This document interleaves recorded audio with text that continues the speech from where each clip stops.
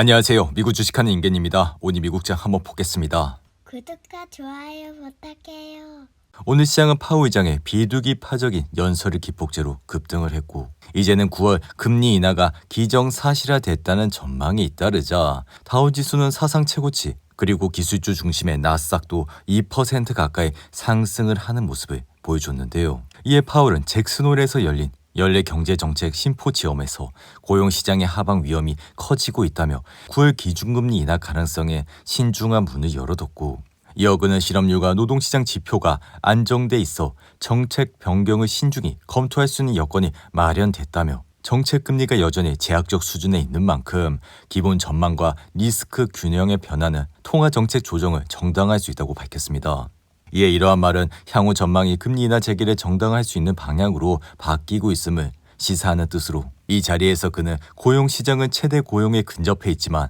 공급과 수요가 동시에 둔화하면서 특이한 균형 상태에 있다며 이에 이러한 고용 현상은 고용 수요와 공급 모두에서 현저한 둔화가 일어난 결과로 나타난 기묘한 균형이라 예상보다 나쁜 고용시장 결과가 나타날 위험도 커지고 있어 이런 위험은 대규모 해고와 실업률 상승이라는 형태로 빠르게 현실화될 수도 있기에 이제는 9월 금리 인하가 불가피하게 받아들여질 수밖에 없는 상황까지 오게 됐다 할 수 있는데요. 여기에 파월은 관세로 인한 물가 상승 압력은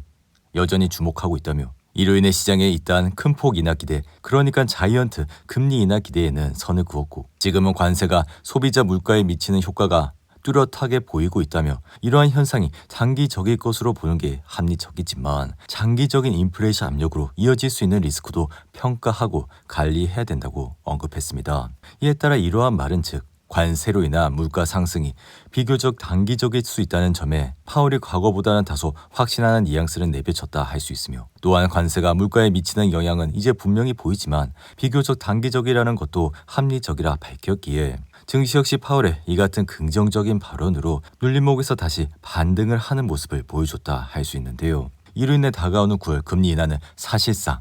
기정사실화됐다고 할 수 있으며 이러한 사항은 이제 증시에 반영이 됐기에 우리가 주목해야 될 사항은 다가오는 10월 그리고 12월 금리 인하가 어느 정도 이루어질지에 대해서 판단을 해야 된다고 할 수 있습니다. 이에 지금 파월은 명백한 경제 흐름을 인식하는데 항상 뒤처져 있다는 점을 고려할 때 이제 하반기 증시는 어떤 속도로 추가 완화에 나설지를 두고 해석을 해야 되는 상황에 놓여 저희 생각은 앞으로 나올 8월 고용지표와 물가지표에 따라 10월과 12월 금리 인하 가능성이 달라질 수도 있기에 우리는 추후 나올 경제 데이터를 공부하면서 하반기 투자를 이어나가면 될 것이라 말씀을 드리는데요. 이에 나스닥이 이날 2% 가까이 상승을 하면서 다시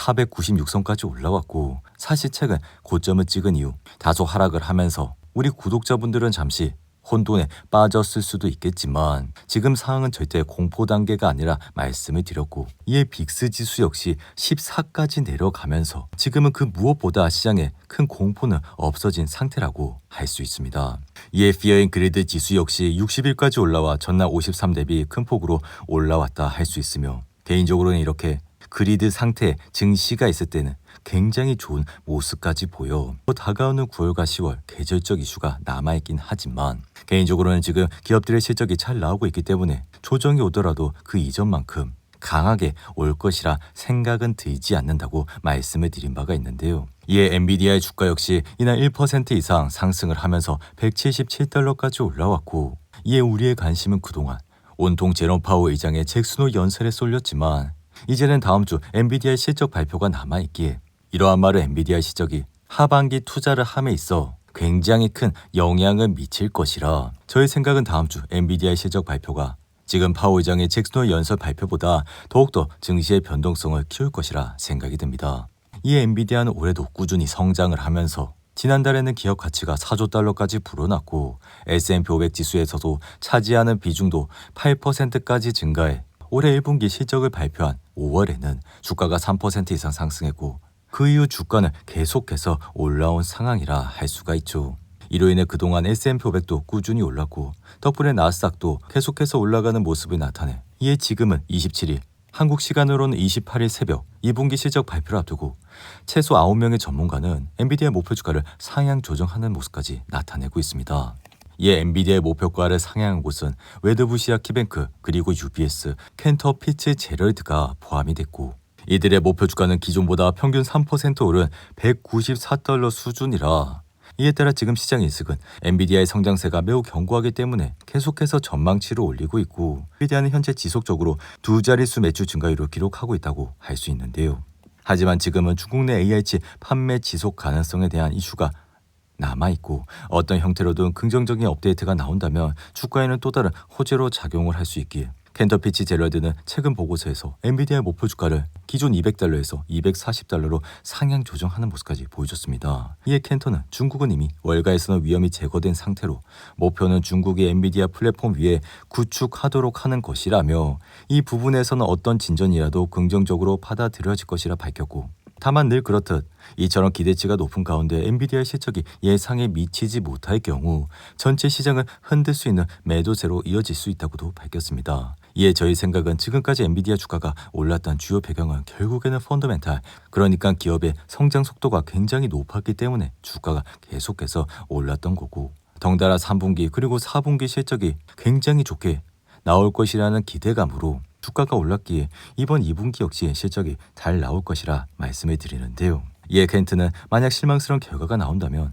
시장 전체에 매우 큰 영향을 줄 수는 있지만 엔비디아는 기대를 저버릴 가능성이 매우 낮다고 밝혔고 이에 다음 주 엔비디아 2분기 실적은 $0.93라는 EPS를 전망을 하고 있기에 저희 생각은 이런 EPS는 당연히 시장의 기대치를 넘을 것이라 말씀을 드립니다. 여기에 지금 매출은 꾸준히 증가하는 모습을 나타내고 있고 다만 이러한 매출의 성장세가 조금씩 낮아지고 있기에 이번 2분기 매출의 성장세를 굉장히 중요하게 지켜봐야 한다 할 수 있는데요. 이에 엔비디아의 1분기 매출은 아무래도 중국 매출이 중단이 됐기 때문에 이렇게 성장률이 낮게 나왔다 할 수 있는데 반면 이번 2분기에 중국 실적이 들어오고 다시 이러한 실적이 반영이 되면서 매출의 성장이 올라가게 된다면 당연히 주가는 그날 긍정적인 모습을 보일 가능성이 높다고 생각이 드는데요. 이에 저는 우리 구독자분들께 계속해서 엔비디아를 공부해야 된다 말씀을 드렸고 지난 3년간 꾸준히 엔비디아를 투자를 하고 이러한 좋은 기업을 모아가자고도 충분히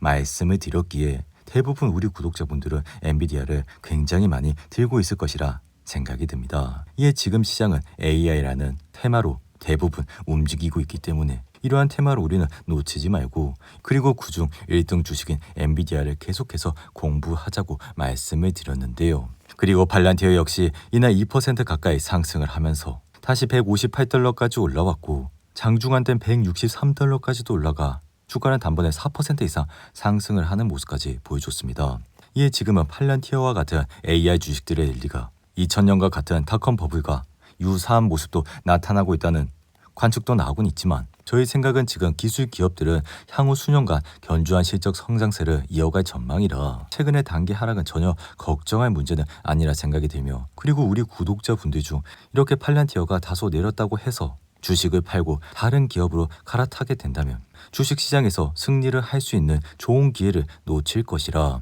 굳이 지금은 웬만한 기업에 투자를 하는 것보다 팔란티어와 같은 좋은 기업을 공부하는 것이 더욱더 이득이 될 것이라 말씀을 드렸습니다. 이에 팔란티어의 주가가 계속해서 오르는 동안 시장의 예상치를 크게 웃도는 실적이 나왔고 이로 인해 이러한 이유로도 이 종목들을 계속해서 공부를 해야 된다 말씀을 드리는데요. 여기에 지금은 미국 대형 기술주들이 여전히 생성형 AI를 둘러싼 수익 창출의 기회를 주도하고 있기에 AI 시장은 결국 내년 그리고 내후년에도 큰 폭으로 성장을 할 예정이라 이러한 이유에서 팔란티어를 여전히 긍정적으로 평가를 하고 있다 말씀을 드립니다. 그리고 인텔은 이날 5% 이상 상승을 하면서 미국 정부는 경영난을 겪고 있는 인텔의 지분을 10% 취득하기로 합의했고 이에 따라 주가 역시 다시 반등을 하는 모습을 보여줬는데요. 이에 트럼프는 미 정부가 인텔 지분 약 10%를 확보하려 한다면서 인텔 역시 그러기로 합의했다 밝혔고 이러한 말은 즉 지금 미국 정부와 손을 잡고 사업을 추진하고 계속해서 협력해 나간다면 주가 역시 오른다는 뜻으로 해석을 할 수 있다 말씀을 드립니다. 이에 팔란티어 역시 지금 계속 미국 정부와 일을 하며 수주를 따내고 있고 여기에 엔비디아 역시 트럼프와 협상을 하면서 H20을 중국 시장에 수출을 하고 있기 때문에 이러한 정책은 결국 미국 정부에도 좋은 정책이라 결국 중국과의 히토르 이슈를 무마하면서 미국은 히토르를 받고 중국은 다시 AI 칩셋을 받는 서로의 윈윈 전략을 통해 엔비디아 그리고 팔란티어 이렇게 인텔까지 여전히 긍정적인 주가의 흐름을 보이고 있다 말씀을 드립니다. 오늘도 8분이 넘는 긴 영상 끝까지 시청해 주셔서 감사하고요. 가시기 전에 구독과 좋아요 잊지 마시고 그럼 저는 다음 영상에서 찾아뵙겠습니다. 감사합니다.